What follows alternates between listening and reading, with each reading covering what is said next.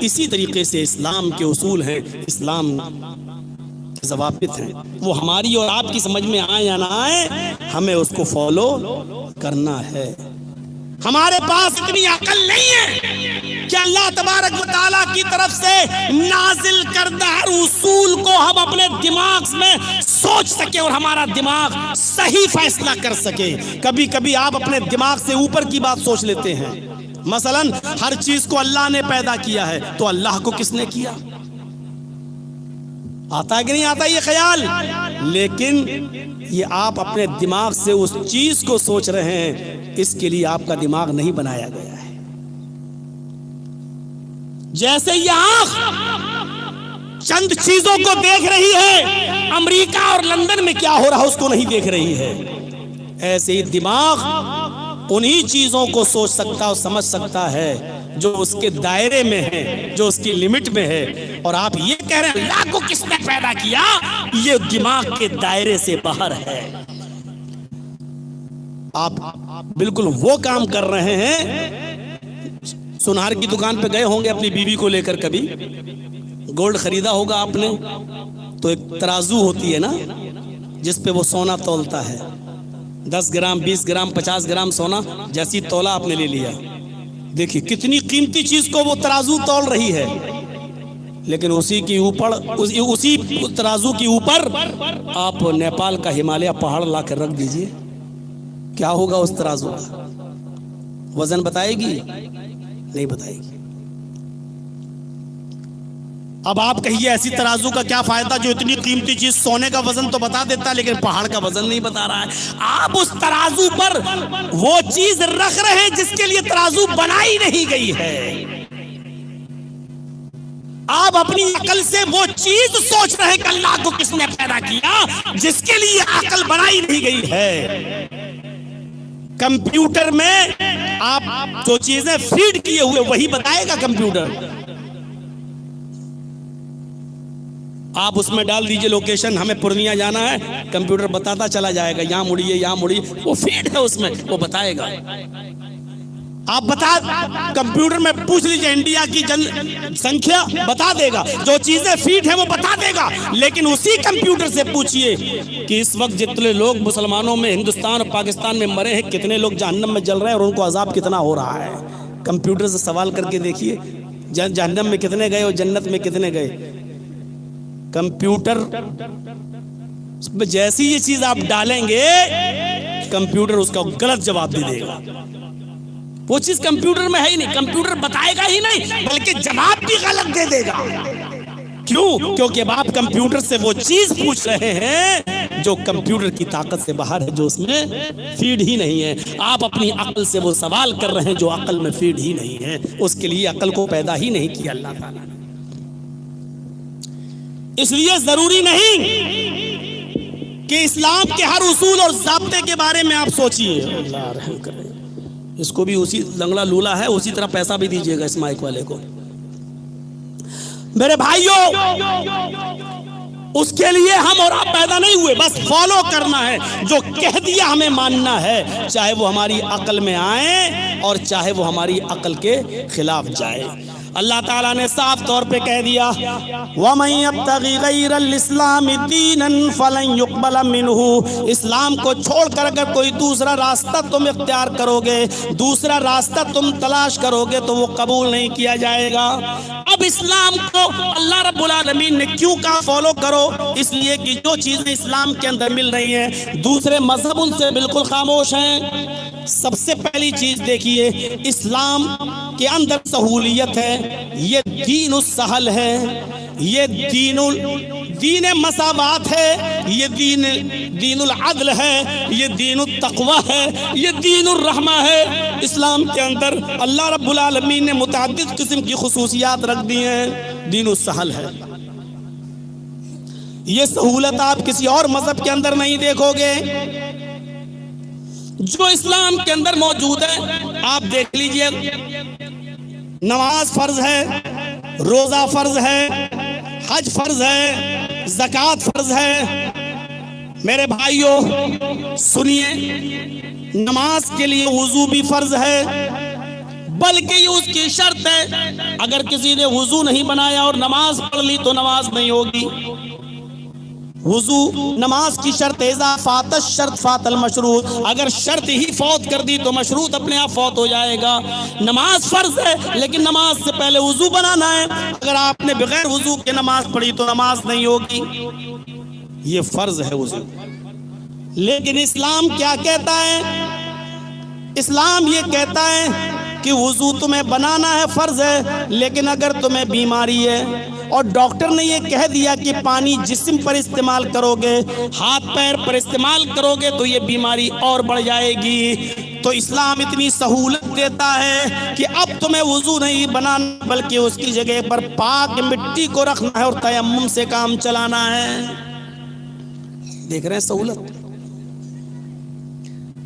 हिंदू धर्म की किताब मनुस्मृति पढ़िए, उसमें लिखा हुआ है कि संध्या करना जरूरी है और संध्या में हवन जरूरी है। संध्या सुबह और शाम होती है, संध्या सुबह और शाम होती है और उस संध्या में 100 ग्राम काजू, 100 ग्राम पिस्ता, 100 ग्राम अखरोट, 100 ग्राम काजू, अखरोट, पिस्ता, बादाम और 16 चमचे देशी घी गाय के और 1 तोला कस्तूरी, माफ कीजिएगा 26 चीजें हैं टोटल, मुझे इतनी ही याद है, सब याद नहीं है। बड़ी बड़ी चीजें मैं बता दे रहा हूं, काजू, बादाम, पिस्ता और अखरोट, ये 100 ग्राम और 1 तोला यानी 10 ग्राम के आसपास जाफरान, वो भी ओरिजिनल, 5 चीजें और 16 चमचे देशी घी, 16 चम्मच, 1 चम्मच में कम से कम 25 ग्राम घी आता हो, तो अब 16 चम्मच कितना हुआ वो आप सोच लीजिएगा। 25 ग्राम मनुस्मृति में लिखा है और 16 चमचे देशी घी। अब ये टोटल 6 चीजें मैं बता पाया हूं, 20 चीजें और हैं इसके अलावा, तो छुआरे वारे नारियल वारियल सब उसी में आते हैं। ये इतना ही सुबह चाहिए और इतना ही शाम में चाहिए, इतना ही सुबह और इतना शाम, यानी 100 ग्राम काजू सुबह तो 100 ग्राम शाम को भी, 100 ग्राम बादाम सुबह, 100 ग्राम शाम को भी, 100 ग्राम पिस्ता सुबह तो 100 ग्राम शाम को भी, 100 ग्राम अखरोट सुबह तो 100 ग्राम शाम को भी, 16 चमचे देशी घी सुबह भी और 16 चमचे देशी घी शाम में भी, और ये इसके अलावा भी 20 चीजें और कहा कि ये हवन करना जरूरी है, संध्या में हवन करना जरूरी है। आग में यानी आग जलेगा और आग में इन चीजों को झोंकना जरूरी है। हवन, उसकी खुशबू लीजिए। और कहा कि अगर संध्या नहीं की, हवन नहीं किया तो अधर्मी और पापी होकर मरोगे, ये मनुस्मृति में लिखा है। और नीचे लिखा है अमीर और गरीब सबको करना है। मौलाना जर्जी साहब और इस जलसे के सदर मौलाना मोइनुल हक साहब तो चलो कर देंगे, ले आएंगे, लेकिन एक रिक्शा चलाने वाला बेचारा कहां से लाएगा? एक ई रिक्शा चलाकर जो जिसकी बेचारे की 250, 300, 500 रुपए की इनकम होती है, वो बेचारा जिसका 300 रुपया बेचारा भाड़ा ही दे देता है, वो अब उसको बचे 200 रुपया, वो 16 चमचे देशी घी कहां से लाएगा? वो 100 ग्राम बादाम, 100 ग्राम पिस्ता, 100 ग्राम अखरोट, 100 ग्राम और काजू और नारियल और ये तमाम चीजें मेरे भाइयों सुबह और शाम कहां से लाएगा? और लिखा है हर अमीर और गरीब सबको करना है, अगर ऐसा नहीं किया तो अधर्मी और पापी होकर मरोगे। मनुस्मृति की इस इबारत से फैसला कर सकते हो कि कितने लोग धर्मी हैं और कितने लोग अधर्मी हैं, आप अंदाजा लगा सकते हैं। यानी गरीबों पर को भी करना है, कोई सहूलत नहीं है। इसके बरक्स बाइबल देख लीजिए आप, ईसाइयों की किताब इंजील, जिसका न्यू टेस्टामेंट, ओल्ड टेस्टामेंट नहीं, न्यू टेस्टामेंट। आप इंजील देखें जिसमें जीसस ने पितरस से कहा है, जीसस ऐसे ही थे पितरस के लिए जैसे मोहम्मद रसूलुल्लाह अबू बकर सिद्दीक के लिए। अबू बकर सिद्दीक ने अल्लाह के रसूल को कभी अकेले नहीं छोड़ा, ऐसे ही पितरस ने जीसस यानी ईसा को कभी अकेले नहीं छोड़ा। तो जीसस ने पितरस से कहा, पितरस, बाइबल में लिखा है, इंजील में लिखा है, सारी की सारी चीजें अल्लाह की राह में, खुदा की राह में कुर्बान कर दो, सब कुछ लुटा दो, और ये आदेश, ये हुक्म, ये ऑर्डर सबको दे दो। पितरस ने कहा, भाई सारी दौलत इतनी मेहनत से कमाया हुआ कोई आदमी कैसे दे देगा? तो जीसस ने एक सुई ली, सुई जिससे हम लोग आप कपड़ा सिलते हैं, हमारे घर की औरतें, सुई ली और सुई ऐसे सुई निकाली और कहा, पितरस ये सुई देख रहे हो? कहा। इसमें सुराख, ये छेद देख रहे हो? कहा हाँ। इस सुई के सुराख से क्या ऊंट चला जाएगा? मैं कहूं इसमें ऊंट को दाखिल करो, क्या तुम इसमें ऊंट को इंटर कर सकते हो, प्रवेश कर सकते हो, दाखिल कर सकते हो? पितरस ने कहा, कैसे चला जाएगा? सुई के सुराख से इतना बड़ा ऊंट कैसे चला जाएगा? नहीं पार हो सकता है, नहीं क्रॉस कर सकता है। फरमाया, सुनो आए पितरस, तुम और तुम्हारे पूरे समाज के लिए, यानी सारे ईसाइयों के लिए मेरा ये ऑर्डर है, इस सुई के सुराख से ऊंट का जाना तो मुमकिन है, ये पॉसिबल है कि इस सुई के सुराख से ऊंट चला जाए, लेकिन ये पॉसिबल नहीं है, ये मुमकिन नहीं है कि अल्लाह की जन्नत में कोई अमीर चला जाए, कोई दौलतमंद चला जाए, जब तक वो सारा का सारा माल अल्लाह की राह में, खुदा की राह में खुदावंद ताला को नहीं देगा, मेरे भाइयों, वो जन्नत में नहीं जाएगा, उसको अपना सारा का सारा माल अल्लाह की राह में लुटाना पड़ेगा, यानी जितना कमाया सब दे दो।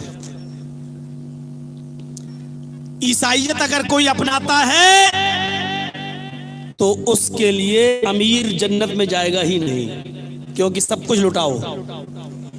और अगर कोई हिंदू धर्म अपनाया हुआ है तो फिर आपको इतनी चीजें सुबह और शाम लाना पड़ेंगी, कहां से लाओगे? चाहे आप चोरी करके लाओ, डाका डाल के लाओ, लेकिन हवन करो। मेरे भाइयों, जरा आप अंदाजा लगा सकते हैं, लेकिन इस्लाम के मिजाज को देखिए आप। मैंने एक तरफ मनुस्मृति दे दी, दिखा दी, एक तरफ मैंने बाइबल का बता दिया। अब आइए, और ये सारी चीजें अगर तफसील पढ़ना है तो पढ़ लीजिए। मौलाना अबुल वफा सनाउल्लाह अमृतसरी रहमतुल्लाह अलैह की किताब तकाबुल सलासा का मुताला कर लीजिएगा, और हिंदू धर्म की किताब मनुस्मृति के लिए आप उनकी किताब हक प्रकाश का मुताला कर लीजिएगा। आपको ये सारी की सारी चीजें उस किताब के अंदर आपको मिल जाएंगी, मनुस्मृति के हवाले के साथ। अब सुनिए, इस्लाम क्या कहता है? नमाज फर्ज है, वुजू भी फर्ज है, लेकिन अगर बीमारी है और पानी अगर जिस्म पर लगने से खतरा हो रहा है तो तयम्मुम कर लो। ज़कात फर्ज है, लेकिन अगर आपके पास इस्तिताअत नहीं है, ताकत नहीं है, तो इस्लाम कहता है कि फिर ज़कात तुम्हारे ऊपर फर्ज नहीं है।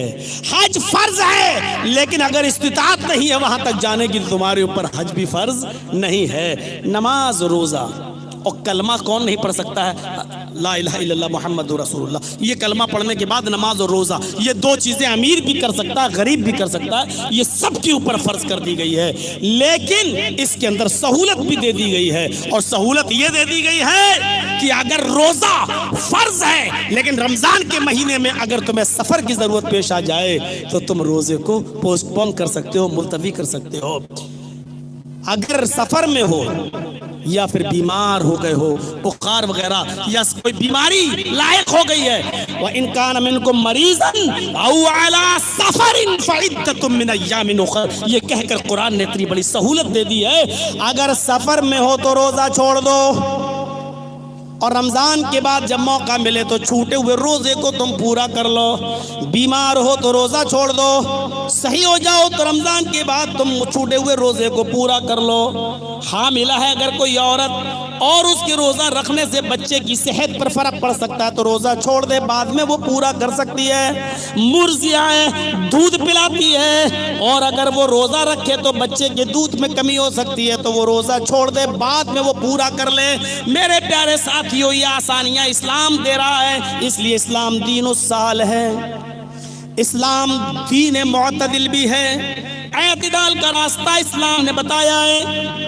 नमाज फर्ज है, सच है, लेकिन ये भी नहीं कहा गया कि अपने बीवी और बच्चों को अपने घरों में भूखा मरता हुआ छोड़ दो और तुम मुसल्ला लेकर किसी कुटिया में चले जाओ और रात भर नमाज पढ़ते रहो, दिन पूरा का पूरा सजदों में गुजार दो। अपने बीवी और बच्चों की फिक्र मत करो। मुअतदिल है दीन मुअतदिल, इस्लाम एतदाल का रास्ता बताता है। नमाज फर्ज है, लेकिन इस फर्ज के चक्कर में इतना भी नहीं कि आप अपने बीवी बच्चों की खबर ही ना लें और फौरन चले जाएं और जंगल में चले जाएं या घर के किसी कोने में सजदों पे सजदे ठोंकते रहें, मेहनत ना करें, मजदूरी ना करें और अपने बीवी बच्चों के लिए कुछ ना कमाएं। ये भी इस्लाम ने इसे भी रोक दिया है।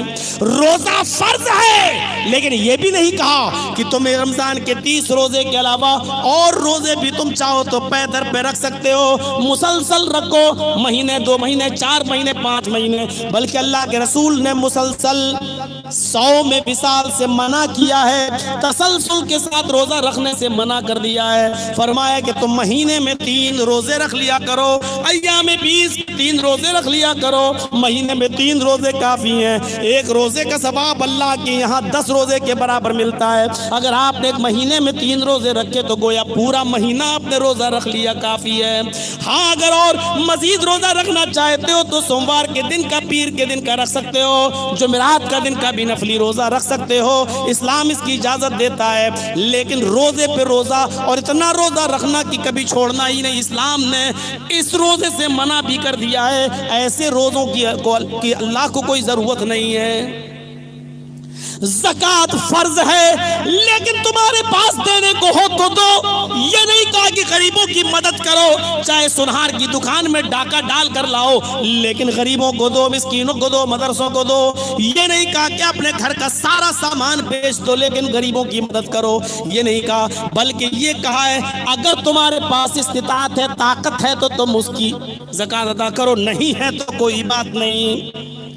इस्लाम ने कहा हज तुम्हारे ऊपर फर्ज है, लेकिन ये भी नहीं कहा कि अपना सारा बिजनेस और सारा कारोबार चौपट कर दो, अपना सारा मशीनें बेच बाच के खेती बेच दो, मकान बेच दो, बिल्डिंगें बेच दो और इसको बेच के हज करने जाओ। इस्लाम ने ऐसा करने से भी मना कर दिया है। हाँ, अगर तुम्हारे पास इन तमाम चीजों के बाद फाजिल माल है और इतना है कि तुम हज कर सकते हो तो आप बेटी की शादी का इंतजार मत करो। बेटे के MBBS बनने के लिए 25 लाख 50 लाख रुपए का खर्चा आ रहा है, अब आप इसका इंतजार नहीं कर सकते हो क्योंकि ये दुनियावी चीजें हैं। अगर आपके पास इस्तिताअत हो चुकी है और आपकी जरूरत से ज्यादा माल आपके पास है तो आप पहले हज करो।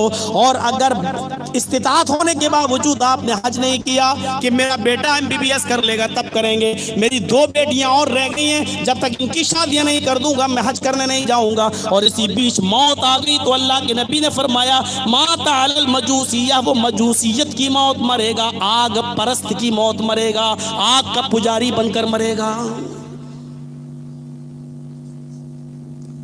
ठीक है, हज फर्ज है लेकिन सब कुछ बेच कर जाने की इजाजत नहीं दी इस्लाम ने। ज़कात फर्ज है, लेकिन ये नहीं कहा कि चोरी और डकैती करके ज़कात दो, ये नहीं कहा इस्लाम ने। दीन मुअतदिल है तुम्हारे पास तो दो, नहीं है तो कोई बात नहीं। नमाज रोजा हर हाल में फर्ज है, लेकिन उसमें भी सहूलत है। सफर में अगर आप हैं तो जोहर असर जमा कर सकते हो, मगरिब इशा एक साथ पढ़ सकते हो। सफर में हो तो कसर कर सकते हो, जोहर में 2 पढ़ लो, असर में 2 पढ़ लो, मगरिब में 3 पढ़ लो, इशा में 2 पढ़ लो और एक वित्र से काम चला लो। और फजर में तो आपको पूरी पढ़नी पड़ेगी, 2 सुन्नत और 2 फर्ज। मेरे प्यारे साथियों, क्योंकि अल्लाह के रसूल ने फजर की सुन्नतें न सफर में छोड़ी है ना आपने हालत क़याम में छोड़ी है ना सफर में, इसलिए उनको भी पढ़ना पड़ेगा। तो मेरे प्यारे साथियों, इस्लाम के अंदर इतनी सहूलत है लेकिन पढ़ना है।